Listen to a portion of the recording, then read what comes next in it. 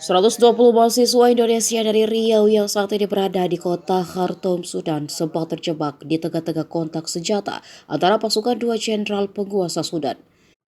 Dalam video yang diunggah @andre_lelanang, kontak senjata mulai terjadi sejak petang ketika para mahasiswa ini hendak menuju masjid untuk menunaikan sholat. Menjelang malam ketika mahasiswa dan warga hendak berbuka puasa, kilatan dari kontak senjata semakin terlihat di langit Sudan.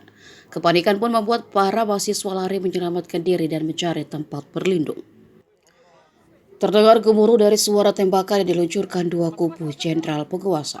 Dilansir dari Kompas TV, konflik ini terjadi antara Jenderal Abdel Fattah Burhan, komandan resmi Angkatan Bersenjata Sudan, dan Jenderal Muhammad Hamdan Dagalo, pemimpin kelompok paramiliter yang dikenal sebagai pasukan pendukung cepat, yang tumbuh dari milisi kejam Janjaweed yang terkenal di Darfur.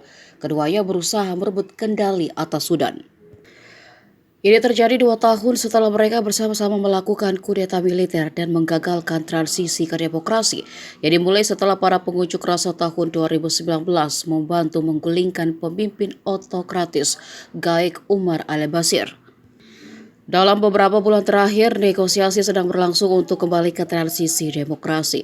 Pemenang dari pertempuran terbaru kemungkinan akan menjadi presiden Sudan berikutnya, dengan yang kalah menghadapi pengasingan, penangkapan, atau bahkan kematian. Jaya, ini kami cuma mau ke masjid, kalau tapi ya suaranya.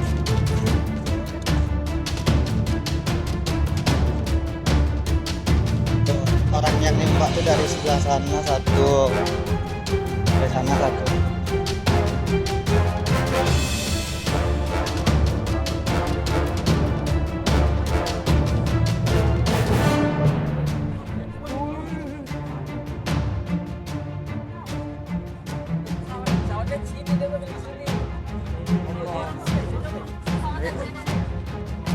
Masuk. Tadi.